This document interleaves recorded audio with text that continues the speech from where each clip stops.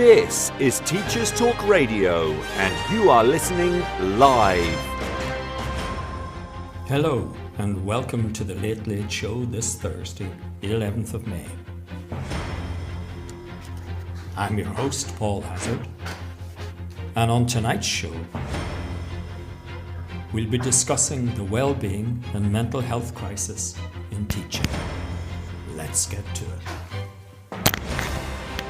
This is Teachers Talk Radio, and you are listening live.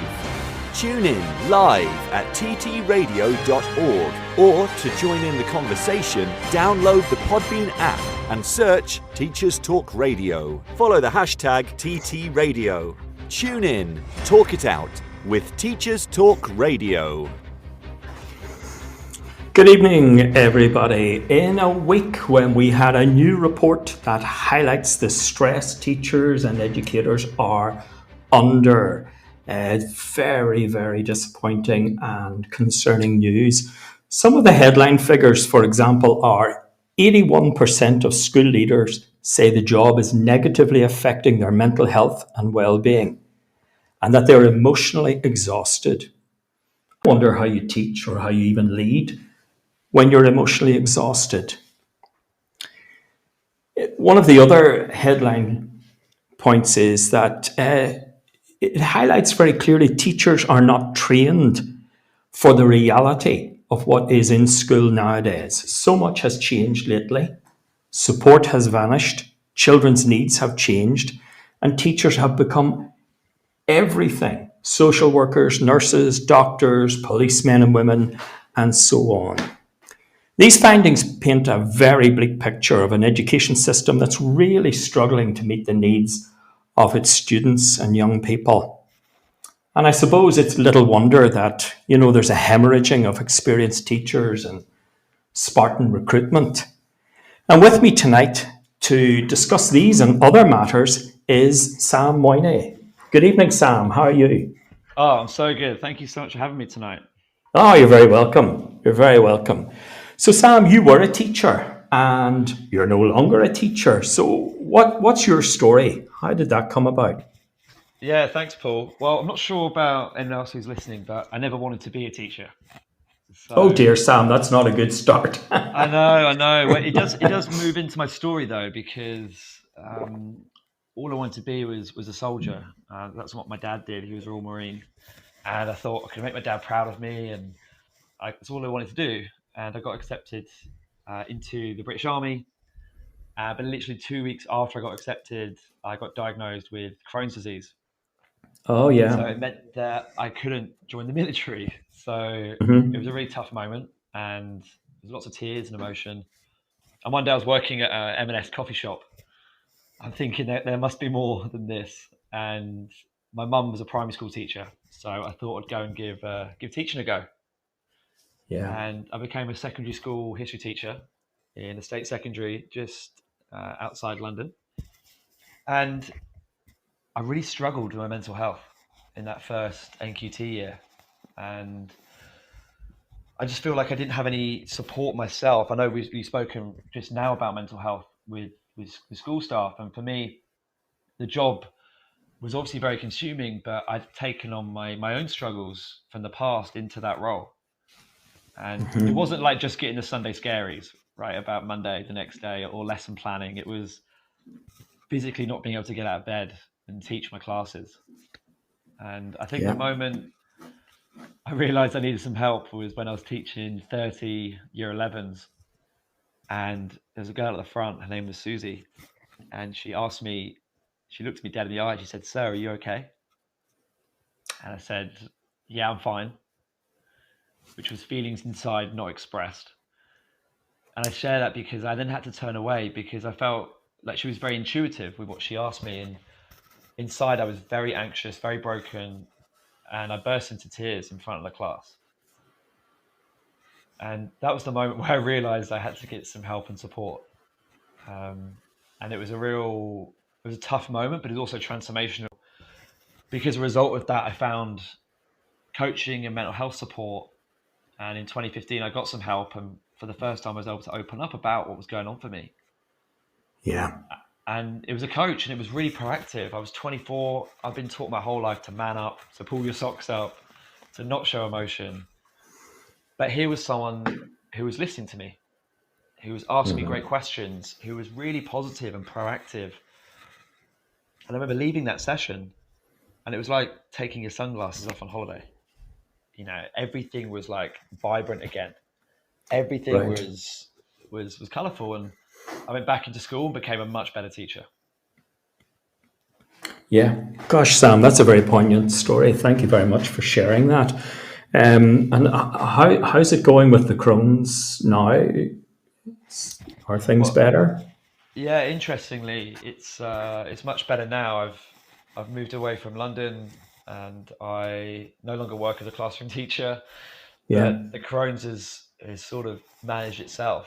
But when I was a teacher, and for many years after, I'd have flare ups. I would be pretty weak, and it's obviously linked to anxiety. You know, when I was very very anxious, the Crohn's would flare up Yeah. as well. So it was a tough, tough. It's teaching is hard. Yeah. It's obviously an amazing job, but when you've got that to deal with, plus those early years of teaching, which I know a lot of people can relate to listening to this, it was a bit of a cocktail of negativity and struggle. Yeah. Yeah. Gosh, and that was 2015, was it? That was in 2015. I got some help. It was this, like I said, this transformational moment, the 23rd of April, 2015. I think that date will always be ingrained in my brain. And Yeah. I went back into school, and like I said, because I dealt with my emotional baggage, it was a bit like having a ball and chain on me for the first 2 years of my teaching career. And then when I was able to speak and share, that ball and chain was almost cut free. And as a result, I just fell in love with education and just the relationships you could build with the students. I loved obviously the subject of history, and I got good results, but it was more just about those moments, you're teaching a class and you're in your flow and you're talking about a subject you love and sharing that. So I became a much better teacher because I dealt with that emotional pain. But Yeah. over time, I started to see lots of students that were struggling, and in the school I was at, they did the very best they could, but there was just one counsellor, and it was in a pokey office in the top of the school, and she did an amazing job, but a lot of these students were just not getting the support they needed. And obviously, me Yeah. as a teacher, I had no formal training. I might have had a couple of hours as in an ITT training sense on mental health, but I just was felt very underqualified and underprepared for what I was dealing with. Yeah. So in 2017, I thought I could do something and maybe learn some new skills to help kids. Yeah. I suppose one of the things I'm hearing you say, Sam, is that, you were carrying your own issues, a lot of your own issues as well, that were really preventing you from teaching you in the way that you wanted to teach. And I think nowadays, a lot of people tend to forget that teachers are real people too. Yes, we spend our whole lives, as pupils, students, university, and then we go back into the system. And we can, there's an argument to say we are maybe a little bit institutionalized, but we nonetheless are real people with real lives. And without dealing with our own issues and so on, we carry that baggage into the classroom. And as you say, pupils are very quick to spot what's going on with us. Yeah, they are. They're almost like a shared out in the past, just with our bodies are great, obviously warning signs to how we're feeling internally, how we show up on the outside. But at the same time, students are very, very intuitive, and they picked up on it. And it was the moment of a student obviously recognizing that I wasn't in a good place and showing so much empathy for me that I realized, Yeah. well, I've got to start showing this to myself, or I'm not going to be able to do this job, or actually even be able to help this girl that's asking me if I'm okay. Do you know what I mean? If I can't Yes, I actually show do. up. Yeah. Yeah. Would you say, Sam, that your story is fairly typical? It's fairly widespread across the profession? I, I, I know we've all, like we said, but everyone's got their own challenges and struggles. And we Yeah. take, obviously, the job is a lot of the time all consuming. And we've got to play different roles. Obviously, we're not just teachers. We're, as you mentioned at the start, counselors, therapists, you said police, there's lots of different roles. It's very consuming. And I think a lot Yeah. of the time we will ignore our own personal issues or challenges and just distract with the job.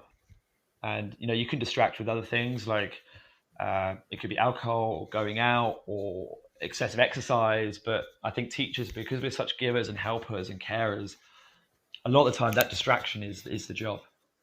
And Yeah. there's never time to breathe, to catch your breath, until you're in like half term or on holidays, and then you can pause. And that's why it's so important for staff to do some sort of inner work, I believe, because if you can deal with some internal stuff that's holding you back, like that ball and chain, imagine making that lighter. How much more resilient, robust, and confident you're going to feel in yourself and in the classroom. Yeah, definitely, Sam. And a typical scenario for teachers is we hold on and we hold on and we hold on until the holidays come, and then we collapse, and then we get ill, and then our holidays aren't restful. I mean, that would be a fairly typical story. You mentioned there inner work. What do you mean by inner work then for teachers? Yeah, inner work for me is, we always, a lot of the time, we'll blame or look at an external thing to fix our problem. So it could be, like I said, I'm going to just distract myself with work, or we feel that when we get a certain place, we're then going to be happy, right? So conditional happiness. So when I get that promotion, I'll be happy. When I get this pay rise, I'll be happy, or whatever it is. So we're looking for this constant external chase, but we never really look internally, and we never look inside. And a bit like if your car is broken, you might look at the outside stuff, but you're probably going to, I'm not on a mechanic, so please excuse me, but you're going to look at the engine, right? You're going to look at inside, under the hood of the car. Yeah. And when you look inside under the hood, it can be quite scary. And I've seen staff in the work that I do now get quite emotional when they tap into that, because it's a place they haven't been before. But so the inner work is understanding yourself on a deeper level. And you can do this by, journaling, by speaking to a friend. But for me, it's more formal. I would say like coaching, counseling, or therapy, or some form of non-judgmental talking and sharing about what's going on for you. Because then you have the realization of, this is what is actually holding me back, not what I thought it was. Yeah. And the more people can do that, because ultimately awareness precedes change. So you've got to have the awareness of what's going on internally to then create the change you want to see in your life, not just think that, okay, when I get this next thing or external, then I'll be better. It has to come from internal. But the challenge we face is that staff as we know, are so stretched, and a lot of the time they're the last people that actually ask for help or receive help, because they're doing so much stuff. But ultimately, I always say, teachers got the most important role to play in our society, but the most overlooked a lot of the time when it comes to their own emotional support and well-being. That seems to be very much the case at the moment. Yes, very important, but overlooked hugely. Yeah. How safe is it for teachers to, shall we say, open the bonnet and have a look inside? Yeah, I mean, it's not just teachers, right? Like, you could go through, in any job or any professional or your whole life without actually working out what's really going on for you. And I share this because when you have the courage, it takes courage, right? When you have the courage to be vulnerable, and the courage to open up, and the courage to go to places that are tough, your resiliency improves because you have a deeper awareness, like I said, of yourself. So I don't think it's about necessarily teaching. I think this is actually just about your own personal mental health, because it's so easy to distract. Like, that is the easy way out. The stuff that takes the courage is pausing and thinking, okay, cool, I'm not feeling my best at the moment, and I'm going to find some support for myself.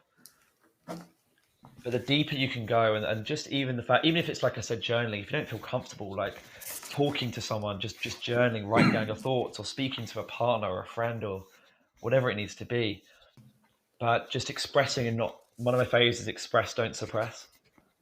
That's what I learned on the 23rd of April 2015, because I was this, like, if you imagine shaking up a Coke bottle and shaking up and shaking up and shaking up, that's what happened that day in the classroom. I just I had this big release of emotion. But if I'd been able to deal with that in a proactive way and was able to share, it's a bit like unscrewing the cap of the Coke bottle and a little bit of pressure is released, and then a little bit Yeah. of pressure is released, and then you're in control. Because at Yeah. the time I felt very out of control. Yeah. Just as I'm listening to you, Sam, and we both know teachers and we know them well. I wonder, you know, there is a professional persona with teachers and other people, of course, you're absolutely right. But there's a particular persona with teachers, and that is something along the lines of, you have to be strong, you have to be the leader at the front of the room, you have to be, all things for your form class and your students. And there might be a sense that, to admit feeling stressed or not coping or anything like that would be an admission of weakness. Do you find that? We had a discussion about this at an event a while back about the use of it. Go on to the topic of the use of vulnerability in front of our Yeah. classes. Mm-hmm. And I've been out at the class. I've been still been teaching and working in schools, but I've been out of like formal classroom teaching since 2018. And if I was to go back now, I would make a point of almost sharing my story with the classes.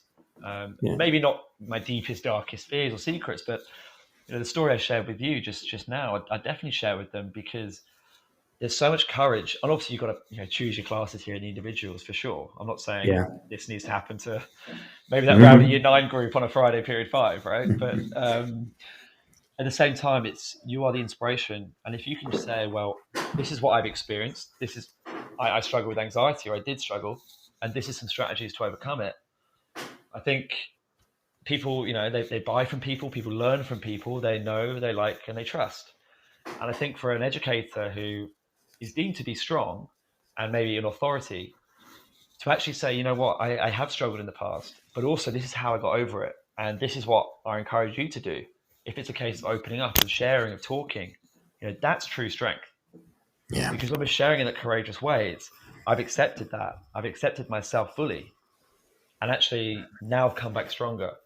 And what an amazing message that is for a young person, instead of, oh, Sarah's obviously just got his stuff together. Yeah. I'd encourage teachers to share. And when we say vulnerability, it's actually courage. It's just to share courageously to some extent, and show the students and young people how you overcome that and how you're standing strong today. Yeah. And I just wonder, how difficult would that be for teachers? Obviously, you will have some teachers, and they will be able to manage that and do that, and they have that relationship and that rapport with their classes, and they can be comfortable enough doing that, and that can work for them. It can be therapeutic, it can enhance their well-being, and consequently go on to enhance their teaching and learning for their students. But to others, that would be very, very fearful. I wonder what could happen to encourage teachers to kind of be more frank and honest, and kind of in a safe way reveal more of themselves to their pupils, which would, on the one hand, help the teacher, and on the other hand, be a superb illustration for students. What could be done to help teachers who might be very frightened of that? Yeah, I mean, it's scary, and it's scary to be vulnerable. It's scary to actually show who you are, on a deep level. But this is what I mean by doing the work. And this is what I mean when you uncover some things and you then learn some strategies to help you overcome this anxiety, depression, fear of failure, whatever it is. Then you can actually share that with the class, because you can only go as far as you've gone yourself. Does that make sense? So that's what I mean by doing the work. But, let's say you're doing a topic of failure. Let's say an exam class or a year 11 group, you did a mock test, they didn't do very well. And you can share a bit about failure, and you could just think about a setback that you faced in your life and share really openly. And it could be something really minor. It could be something quite large, but as long as it's a proactive story of, this is the pain I felt, this is the emotion, and also, by the way, here are the 3 steps I used to overcome it. That's very, very inspiring for a young person to hear, because then they're learning 2 things. They're learning, number 1, like, it's okay to express and not suppress. And the second thing is they're learning so many different lessons about how to overcome that themselves. And actually, the third thing they're learning is, wow, I've got some respect for this person now. And again, I'm not saying like share your deepest, darkest secrets, pick your classes, but it's just encouraging for us to have these conversations that we're actually all a little bit. Well, we all got our challenges, we've all got our setbacks, and actually that makes us who we are. And we shouldn't be afraid of our failures or our challenges. We should actually be embracing that, because failure is a blessing in many ways. Yeah, it certainly teaches us things. Yeah. So, the authentic teacher, then the genuine teacher, you would say that teacher is a much more powerful teacher. Would that be right? I think authenticity is probably, I'd say authenticity over authoritarian. Yeah. And I share that because I was always authentic with my classes. Maybe I'd even be more so now. And as a result, I didn't really have any behavior challenges. I had the line, I found the line, obviously, that we all have to find early in our career of what's my style, like what's my relationship going to be with the students? Am I going to be the authoritarian figure? Am I going to, I'm not saying I was their friend by any means. I knew where my line was, but at the same time, authenticity with anything in life is super important. And actually, you want students to go to your lessons feeling like, wow, I'm with a great human being or someone who's overcome their challenges, instead of a place of fear.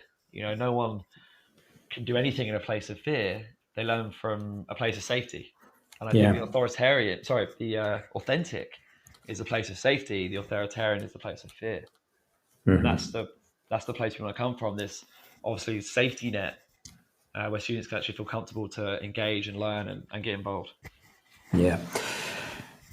And Sam, I think one of the things you would promote would be like a coaching approach to teachers. Would that be right? Yeah, I love coaching. I absolutely love coaching. How does that work then? How would teachers be coached? What would happen there? Well, I think great question, Paul. I think it's first good to talk about like what coaching is. Yeah. It's a word that gets bandied around. It's quite a cool buzzword at the moment, but there are some uses of it that it's not traditional coaching. So for me, coaching is a transformational experience that occurs in the present moment and helps your client take action steps to achieve their goals. So there's some things there. It's the present moment. It's about action, and it's about achieving something in the future. So if you can imagine, I explain this as like with a car analogy. So let's say we're working with a young person, we're coaching them. This is how to explain it. So let's imagine a 14-year-old is behind the wheel of a car. Yeah. And they're driving the car. Now, a teacher or a parent is usually maybe in the passenger seat next to them. And there might be at times wrestling for control of the wheel, saying, no, we really need to go this way. This is what we're doing. This is the direction we're taking. And it can lead obviously to a bit of a clash, let's say, at points. I'd say a mentor is the person in the back seat of the car. And a mentor is in between a teacher or a parent and a coach. And a mentor's there to say, hey, well, we could go this way. I really think we should go this way. But what do you want to do? But they've still got some advice giving there. Whereas a coach, as you can imagine, is in the very boot of the car. Like, oh dear. In the boot, almost like being maybe not hijacked oh dear. or kidnapped. Right. But they're going to be banging on the side of the car saying, hey, what way do you want to go? I'm here with you all the way. So it's a very much student-focused approach or client-focused approach that really lets the student, the client, the teacher, whoever it is, be empowered and take decisions for themselves. And in doing that, helps them build responsibility, helps them build leadership of their life and their own personal integrity, because they're following through on their own action steps. Yeah. So that's the approach. And for me, I've gone through everything. I've done therapy, I've done counseling, and I've done coaching. Obviously, counseling and therapy, very focused on the past, especially therapy, like right back in childhood. Counseling, something more generally focused on the past, and they both really helped me. But coaching for me in education is the thing that's going to change mental health support, because it's very fast and proactive. I'm not saying we don't need to deal with our past pain. I'm not saying that the approach of counseling in schools, which is the usual approach, is not beneficial at all. It's been really beneficial. But I think for many students, they just need someone to listen to them to ask them some great questions, to maybe use a different coaching exercise with them, and then get them moving forward. And a lot of the students I've worked with, where it's PP, lax students, or even high, or SEN, or all the students, they really enjoy the fast-paced nature of it. Of cool, I get to express myself, but then also I get to set action steps, and I can see the results. And the coach, the teacher, whoever it's going to be, is going to hold me accountable on that. And it's a great way to just build quick wins, and progress nice and fast. And it's something you can do really easily and just change the culture of your classroom or of your school very, very quickly, and to have proactive conversations that are courageous, but coupled with action that builds confidence. Do you need special skills, qualifications to be a coach? I mean, it's an unregulated industry. So Paul, you can call yourself a coach right now if you want to call yourself a coach. And that's the danger of the industry. And a lot of people call themselves coaches, and I've seen a Facebook ad once for a £25 coaching diploma. It's like a free online course, and you could go and call yourself a coach for that. The work that I do now, I help teachers to learn some coaching skills. So yeah, it's important to have some formal training, whether it's a full accredited program or just a 1 hour CPD. It doesn't really matter. But a lot of teachers, it's interesting because they coach a lot. And if you're listening to this, you're probably thinking, well, I do coach. I ask questions and I'm there for the kids. And teachers do, but I always find that we're quick to offer solutions, which is not the core principles of coaching. The core principles of coaching is we trust the client has everything within themselves to help themselves get out of the situation. It's very client focused. Whereas teachers, again, it's a time pressure, and it's also just the nature of the job. Student comes to us and we'll, boom, offer our advice straight away. And that doesn't serve the young person. Like the likelihood is they probably won't go away and do anything with that because they haven't had the awareness themselves. Again, awareness precedes change. So they have to come up with that themselves. But you can change your language and your questioning very simple and very effectively, just then get the young person to take action instead of just offering a solution and or passing them on or whatever.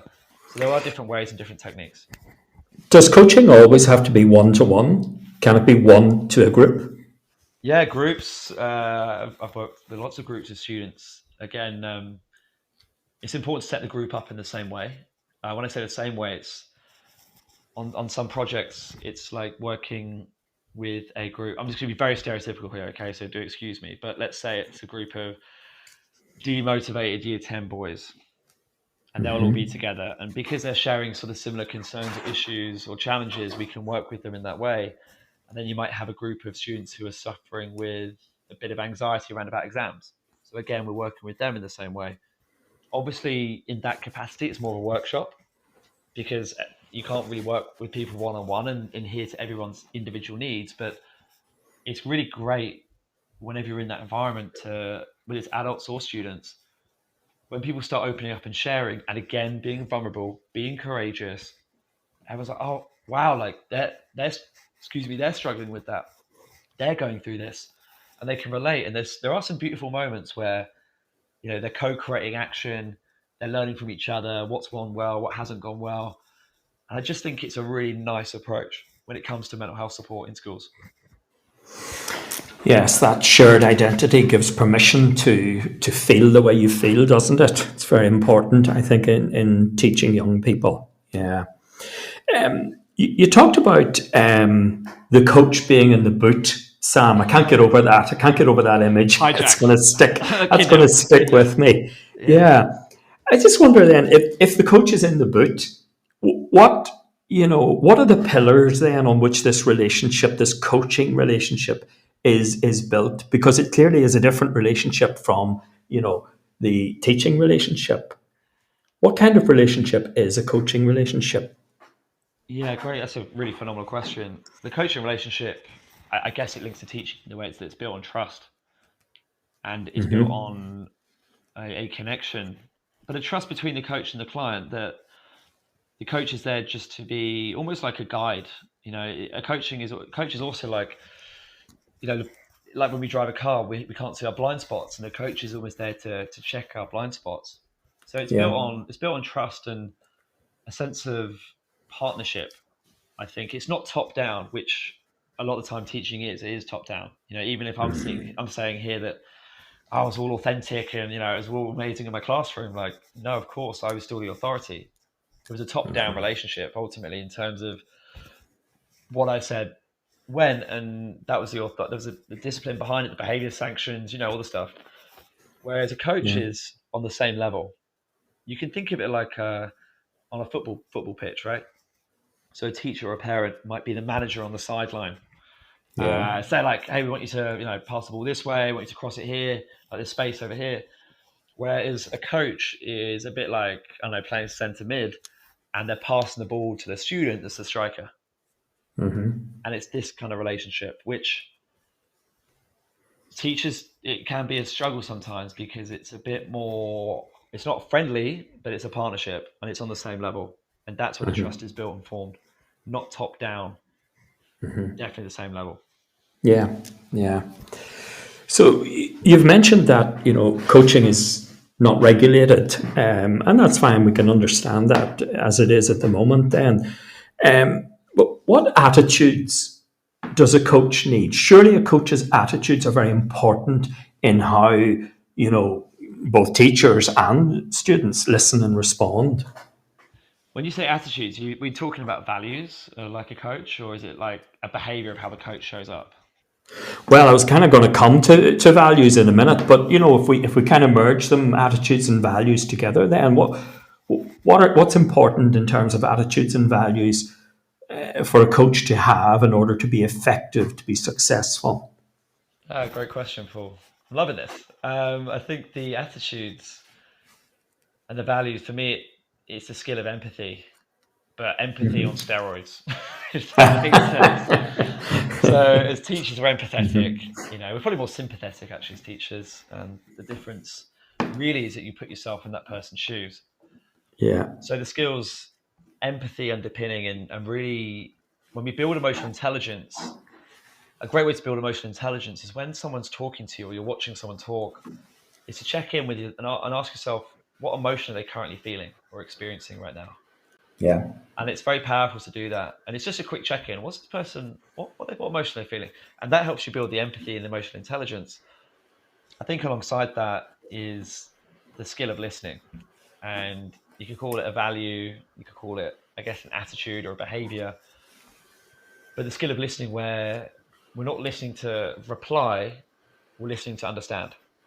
And I always tell people, becoming a heart with ears. So, we've got one mouth and two ears, and really we should be doing double the amount of listening that we should do the talking. Yeah. And there's another phenomenal distinction here that hearing is a physiological phenomenon, but listening is a psychological act. Yeah. Which I love because, we can all hear, but do we actually ever listen? And I know in the classroom setting, there's emails going off. You got the students walking on the chair at the back. They've got the student hasn't forgot his book. There's, the behavior. There's so much stuff going on, and we haven't maybe got the time, to connect and be a heart with ears or show up with maximum empathy.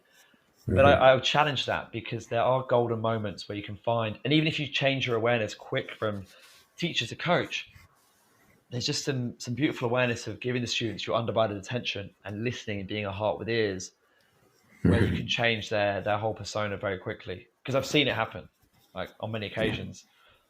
So let's say empathy, listening, and what's another attitude?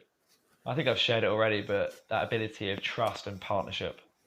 Yeah. And not top down, same level, not a friend by any means, but a partnership, a guide that's going to help them, like the driver in the car, looking at the blind spots, checking the blind spots constantly.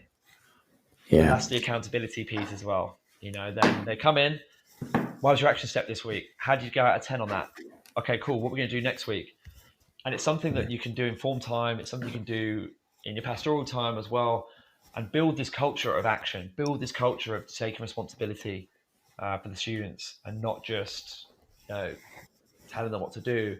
What do they want to do? And it doesn't have to be about school, because a lot of the time, if your mental health improves, you change your resiliency, you're obviously going to show up better in the classroom. It's like building strong foundations, which, for many factors we don't do a good job of. And it's not the fault of teachers necessarily. It's like we have so much content and academics and subject knowledge and all this stuff to do that we forget that, I believe anyway, the most important thing is the mental health of the child and the well-being, which is a strong foundation. But for a lot of teachers, let's be honest, and students, those foundations are rocky and shaky at best. Yeah. Yeah, and I think it's important to have positive regard for the people you coach as well, and that allows them to have a lot of self-belief. And it's only on that foundation of self-belief that they really do grow, and that, you can take action when you just have that bedrock of belief. Otherwise, it's maybe marshy and dangerous for you. Yeah, marsh is a good word. A good word. So we're going to listen to the news now, and after which I'm going to ask Sam if he will talk us through a recent coaching session he's had, just so that we can get an actual feel for how it went. So we'll be right back after these messages. This programme has been brought to you by the Happy Confident Company. Our clinically approved, ready-to-go wellbeing and mental health programme will help your pupils thrive. In only 10 minutes a day, you'll be able to deliver social and emotional learning and wellbeing tools throughout your school. To find out more, visit us at www.happyconfident.com. This is Teachers Talk Radio, and this is Teachers Talk Radio News.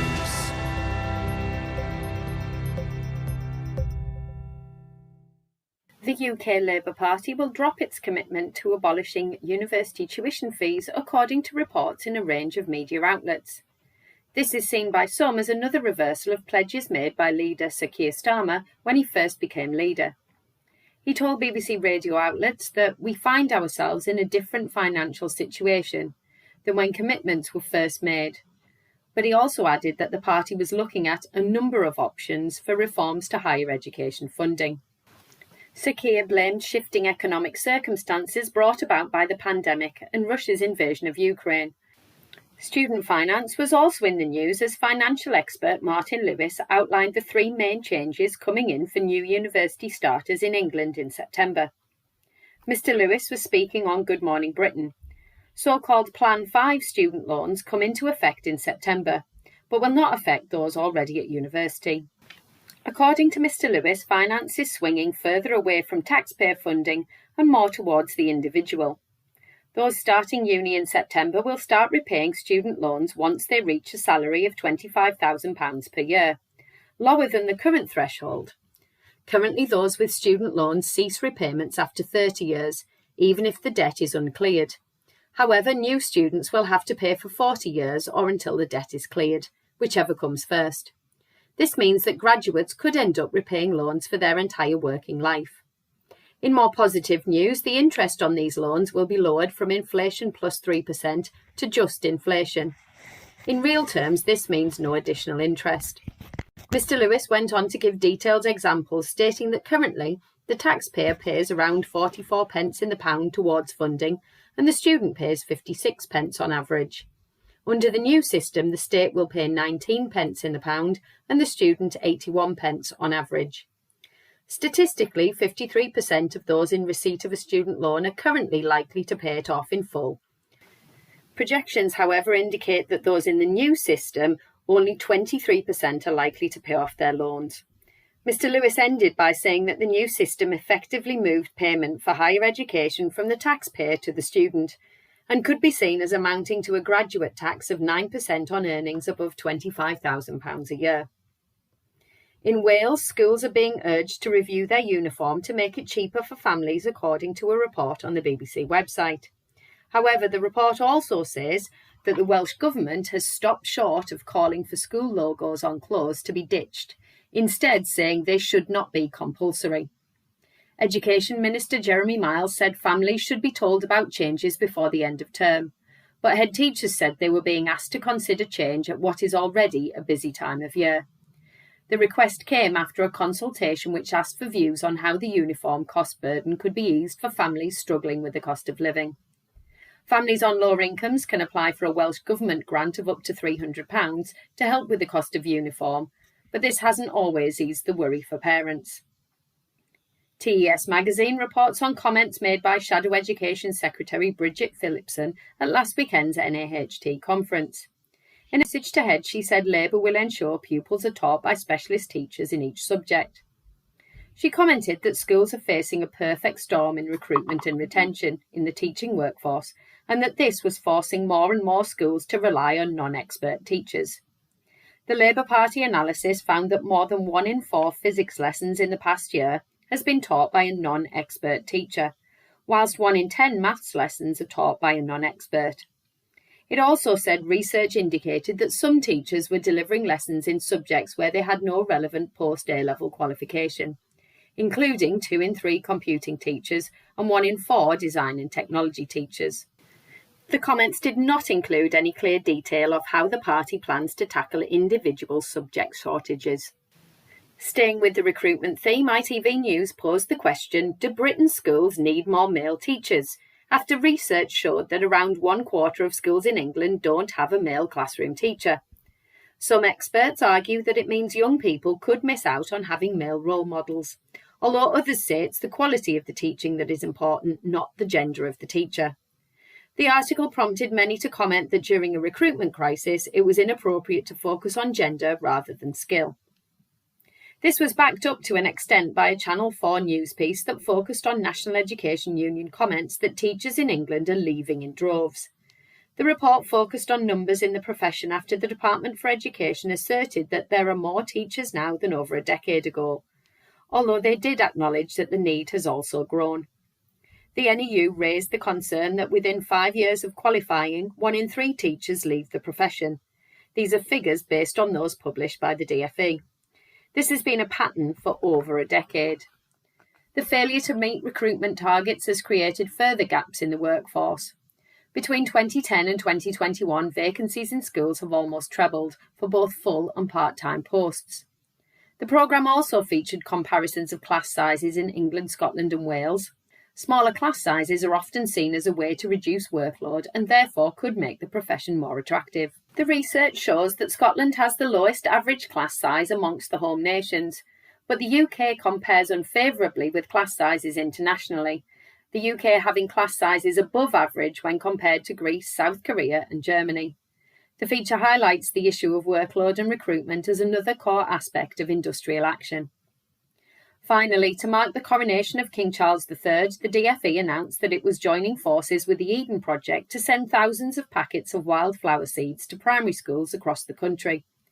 In an initiative designed to mark the event as well as help children learn about biodiversity, around 40 rugby pitch-sized meadows could be created. The plan was met with enthusiasm by some, although many have criticised the cost of this at a time when funding for schools is so hotly debated. This has been your Teachers Talk Radio News with Joe Fox. This is 2 Minute Tech with Steve Woods, your tech briefing on Teachers Talk Radio. Hello, this week I'm going to talk about revision. Lots of our young people are turning to social media for advice, and the hashtag study tips is full on trending. Get me using buzzwords. I am so down with the kids. Anyway, this could be a secret weapon that you could untap simply by being a devoted listener and not skipping past me on Podbean. We all know there are millions of factors that come into play, like sleep, nutrition, hydration, actually being in school and actively participating, but that doesn't matter on social media. And let's face it, any revision beats no revision. So here is what I've found. Read it 10 times, say it 10 times, write it twice. No research quoted, no posh name, just a good idea that our kids are listening to because it isn't being said by their teacher. Yet. Another I found was use flashcards. I mean, why have no teachers ever thought of that? It's okay though, now social media is telling our young people to do it, they will. Just provide cards, writing utensils and a link. One of my favourites, give yourself no other option. Remove all distractions. Switch your phone off and put it in another room. You have no other option but to be incredibly bored or study. Yes, this is a technique that is trending. There are loads of good tips out there, all of which we clearly have never tried to use with our pupils. Let me finish with something nobody has ever thought of. Make a revision calendar. Mind blown. We could have been recommending this for years. There are even newly developed methods with catchy titles like the 2357. No, it's not a new Netflix series. You count backwards from the night before the exam, 2 days, 3 days, 5 days, and 7 days, and they are your revision sessions. All of these tips and more have only just been invented, so we seriously need to encourage our young people to get on social media and learn how to revise in the countdown to exam time. As always, if you have a tech question or any revision tips, why not get in touch at TT Radio Official. I'm Steve Woods, and that was 2 Minute Tech. 2 Minute Tech with Steve Woods, your tech briefing on Teachers Talk Radio.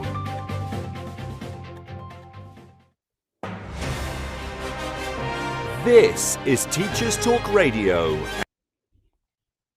Hello and welcome back to Teachers Talk Radio. This is the Late Late Show on Thursday evening.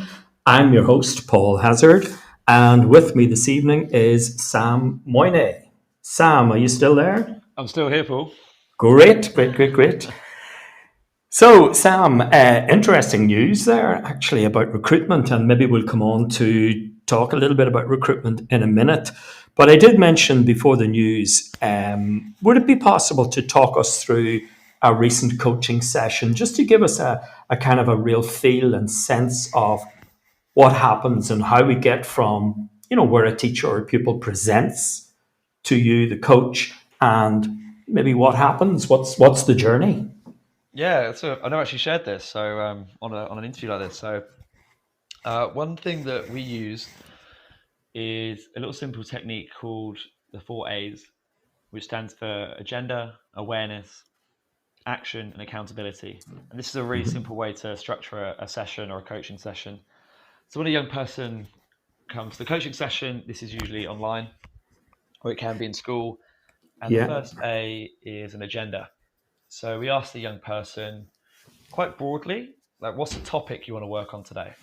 Or what's the challenge that you're currently going through? And they'll say something, let's just say something generic, like, I'm struggling to revise, or revision. And then what we'll do, using the agenda, a little system we've got called time, we look at the topic, we then do some coaching, we ask great questions about the importance of that topic, and we're funneling it down. So from the big topic, we'll ask some questions, and then what you'll start to see is that the issue is not the issue. So the first thing that a student might say is that they think the challenge is actually not what they want to work on. And that's why the agenda part is so important, because we're looking for the truth. We're almost like detectives trying to help out the young person to work out what is it they really want. Because sometimes it's not revision. It's like, I've got no self-belief in myself or in this subject, or I've got a challenge with my parent, or whatever it is. So we set the agenda, and we ask basically, but then as a result of the agenda, we set an outcome for the session. This is like the students setting their own learning objective.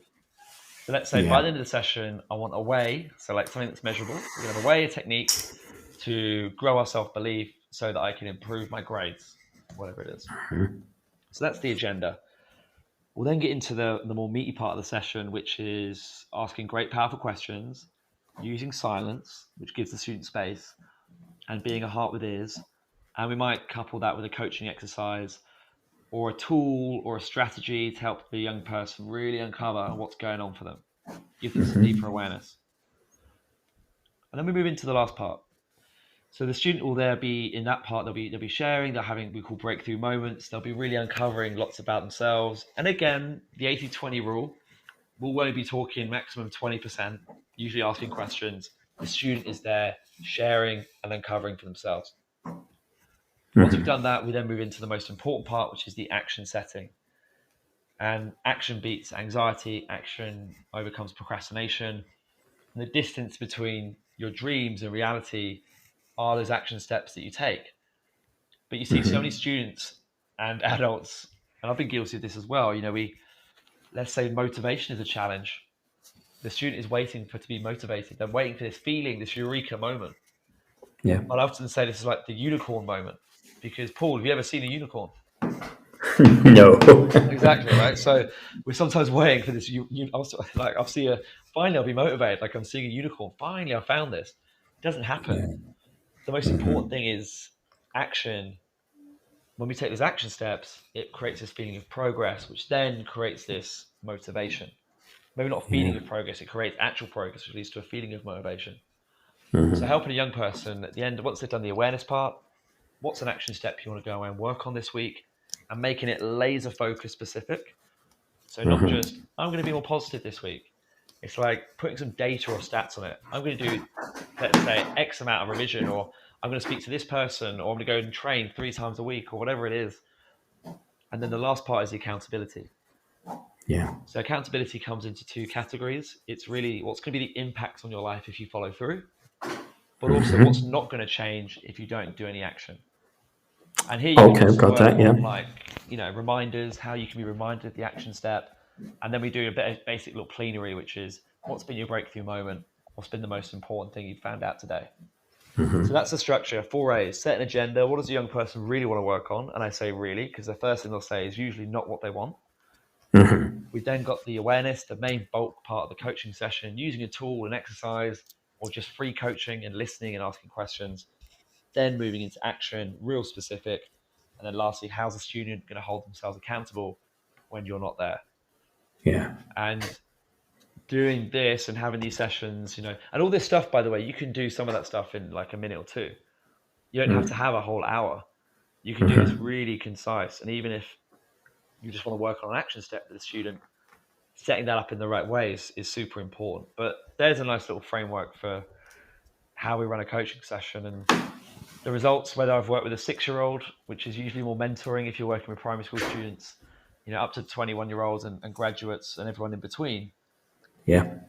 The results are profound because it comes back to that important thing I mentioned, which is coaching ultimately is helping students take ownership, responsibility for their own lives, which builds integrity.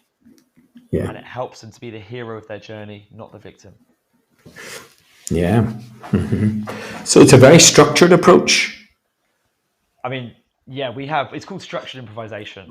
So Yeah. I guess it's a bit like teaching, you know the one where you write the big lesson plan and Yeah. you're probably getting observed and then you have to go off on a tangent or stuff changes. So by all means, we go off piece, but Yeah. like a lesson, we want to maximize the time with the young person. This isn't just a friendly chat. This is a coaching conversation. This is a powerful connection and something that needs some structure around it.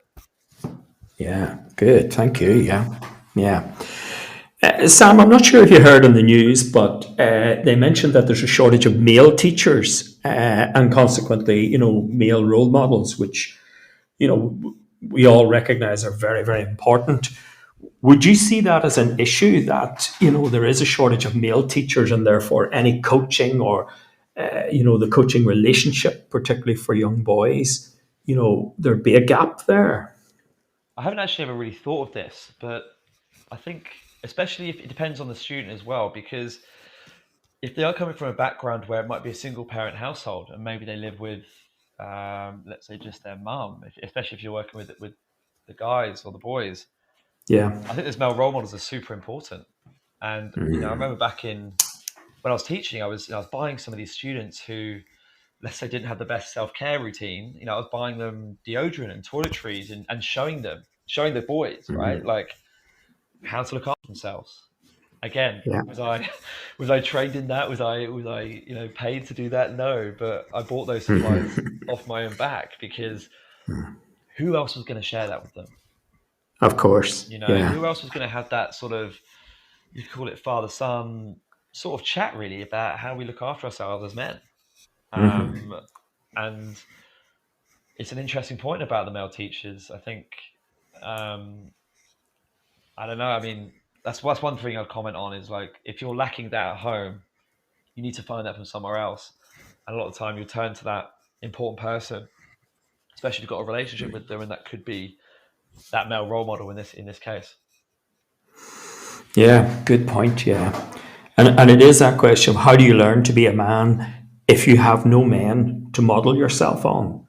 And that, of course, in many ways brings me back to, and I know it was a girl who asked you what was wrong that day, but, maybe there were boys in the class, and to see a man vulnerable and yet worthy of respect and admiration is very powerful and empowering for those young boys. It gives them permission to be like that, to experience themselves and their feelings as fully as they can. Yeah, I Yeah. mean, my favorite quote, and everyone will resonate with this, that it is easier to build strong children than to repair broken adults. Yes. Yeah. And I think It's well suicide known. is the number one or number two cause of death in men under 40, I think, Yeah. off the top of my head. And again, it shows that we've had a society that's, pull your socks up, man up. That's what I experienced. And if you can show guys, especially, it's okay to be courageous, it's okay to be vulnerable, because it's not about the size of your biceps or fighting for your country or anything like that. It's actually about having the courage to share when things aren't going so well. And you have to learn that. It has to be shown, demonstrated to you.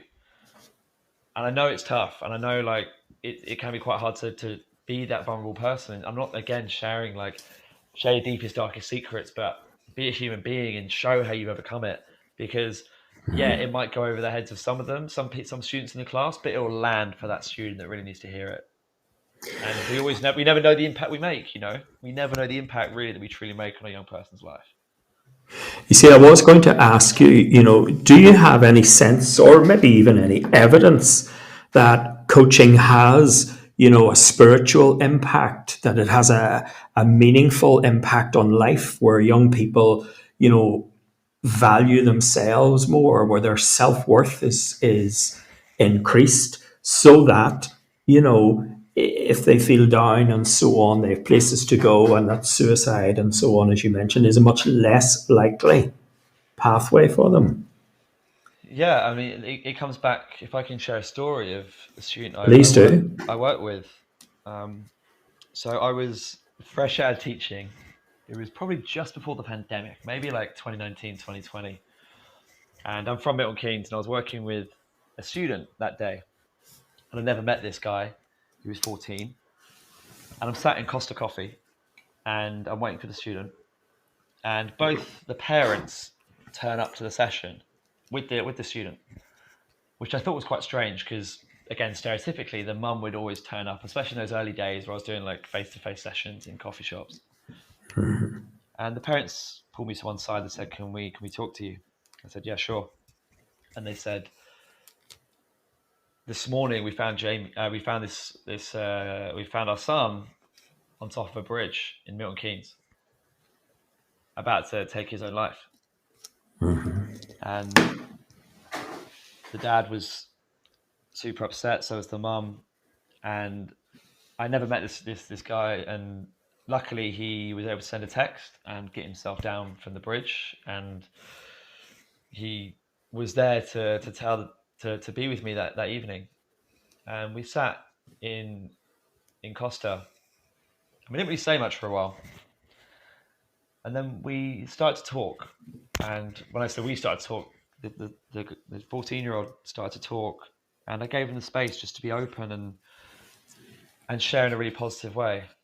And we did a little exercise on forgiveness. And you mentioned spirituality, and forgiveness is so important because we all have so much grief and pain and it's not just, I'm saying, death, it's any sort of loss, whether moving house or school. We take all this grief with us and this pain, and we never actually forgive ourselves or pause and just let go of that emotion. So we did some coaching around forgiveness. And I'm going to be honest, I've never hugged a student in a session, but we had this warm embrace actually. And it was just an amazing session. And for the first time, he said to me, "I feel lighter, and I feel like I was understood." And I worked with this student, and as a result, he got back into school, passed his GCSEs, and now he does work in mental health himself, and he inspires other students. And that's what I mean. That ability to be open and vulnerable is the most important thing. And in any work I've done, whether it's as a teacher or outside of school, I think that's my biggest success. Just helping that one person, that ripple effect. Because that's all we do as staff, we're dropping the ripple effects and we're changing lives every day, and that shouldn't be forgotten. And we should always relish that and appreciate the amazing work that we do as staff, as educators, as teachers, because it changes lives and it saves lives. Yeah. Gosh, thank you for that story. Very powerful story, Sam. Thank you. We're fast running out of time here, Sam. So I wonder, could we just ask a couple of very quick questions? Are the right people being recruited into teaching?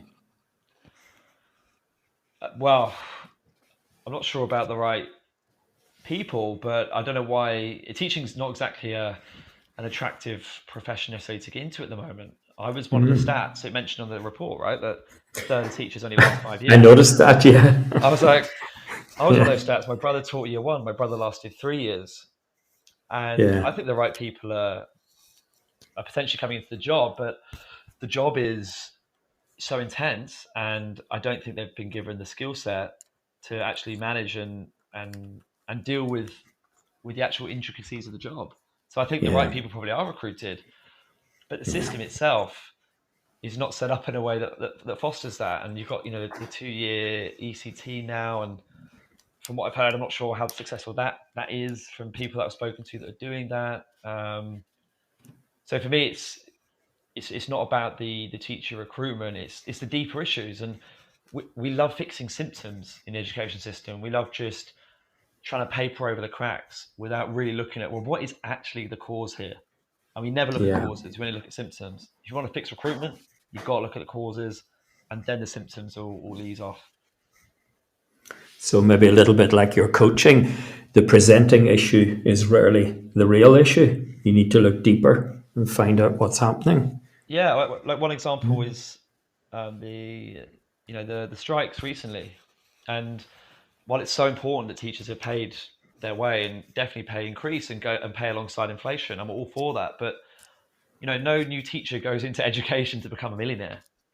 Yeah, they want to pay their bills, but the fact that a lot of teachers are leaving because of burnout, stress, their mental health, like, does that not tell you that there's more core issues here that need to be addressed to fix that a fairly broken system in places, so that these staff last more than 5 years, like me? Because I love that job. I absolutely love it, and I miss it dearly. But it pushed me too far, and it broke me.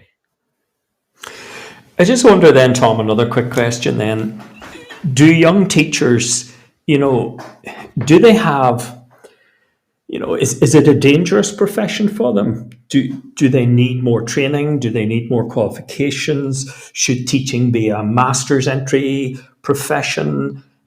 Do they need mentored in their early years? I think it's a tough one, because it comes back to, we're just fixing symptoms. Like, if we give more training, but we're not actually dealing with, like, the fact that we've got a massive curriculum to teach. I don't know how people fit a 2-year GCSE in, especially when I was doing history. There's like so much. And I share that example, like in COVID, we went from teaching 4 topics at history to 3.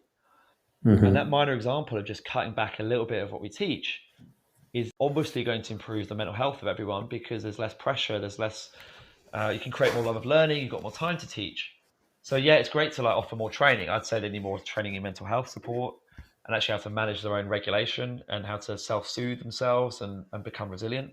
I think that should be the main topic and a major focus, not like a 2-hour talk on mental health. There needs to be some serious modules on that, and giving young teachers strategies to be able to deal with the challenges of the job. And again, it comes back, you're giving the ITT, those trainee teachers, strong foundations that when they're faced with challenges, they've got the resiliency to fall back on. And the other thing is, like, I saw a report that many teachers over 50, more than ever, are leaving the profession. These guys and ladies, they're the most experienced in the school that these young teachers need to rely on. So it's great that people get promoted fast in some academies and mats and whatever, but you can't. Experience counts for so much in the school. And I know that the tough times that I faced, my line manager was amazing, and he's been at that school since 2001, and I joined in 2013. So he was there as a support network. But if he'd only been there a couple of years himself, who do I fall back on sometimes? So I don't think it's about just overloading more training. I think, like I said, there's easier ways that we can solve the recruitment crisis, which is, again, looking deeper, not just the surface level stuff. Yeah. And Sam, I wonder, do young teachers have anything to offer older or more seasoned teachers? Yeah, they've got so much to offer, especially if you think about technology in education is one thing, the use of that's becoming even more prominent. So I think being understanding of these new technologies that are coming in place, and yeah, just the energy and the fresh ideas that new people bring to any team. Maybe not necessarily teaching, but that energy, that enthusiasm, that spark, that let's say you can lose over time. I think young teachers can always bring that, and I think young teachers should be encouraged and supported as much as possible. And I don't think, giving them an extra year of training, like the ECT thing, just in my experience of what I've heard, by the way, this is just my opinion, hasn't been that successful. Where if we gave them, let's say, great mental health support or coaching or whatever, like that's going to help them stay in this job. If we're not going to deal with the core issues of education changing. Yeah. And Tom, because we're really out of time, so just a final, Sam, just a final question. If you had a magic wand, what would you do with that magic wand to change education overnight? How many things can I wish for? Just the one. Just the one. Okay. There's so many to choose from. One thing that stands out to me at all times is, I'm just going to go back to the curriculum. I think it's very, very simple. I think if I could change one thing, I would simply cut back, reduce, change the amount that we teach and what we teach. I think a lot of it is, a lot of time, even if it's a history curriculum, a lot of the time it's pointless. It's a lot of knowledge that we give students, so they regurgitate out in a standardized test without really understanding the skills. And I think if we were to do that, we could bring back creativity, a love of learning, and improve mental health. Because, I work in mental health. I help students and teachers with that. But I'm fighting an uphill battle. Because if you can just change and cut back, let's say, the curriculum, this big bloated beast that is the curriculum, then there's going to be just these ripple effects of changes that we can experience all throughout the system. And that will then change the focus of assessment. I know SATs have been going on, and you got 4-year-olds doing phonics screenings and being traumatized from exams from a young age, and it could change all of that, because it's been in place for so long, and there's obviously loads of things that we could share. But I think magic wand, straight away, boom, cut back the amount we teach, bring back a lot of learning, and foster creativity in the classroom. Sam, let's hope it happens. It's been a pleasure talking to Sam Moyney. It will one day. Sam, it's been a pleasure talking to you. I learned a lot, and I hope you really enjoyed the evening. And for now, it's time to say goodbye to our listeners, and make sure you listen to John Gibbs tomorrow morning on Teachers Talk Radio. Goodbye.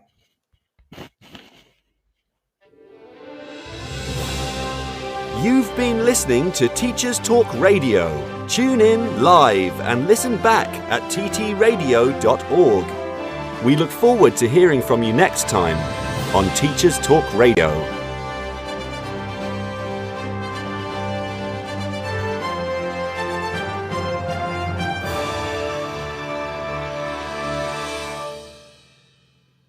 This programme has been brought to you by the Happy Confident Company.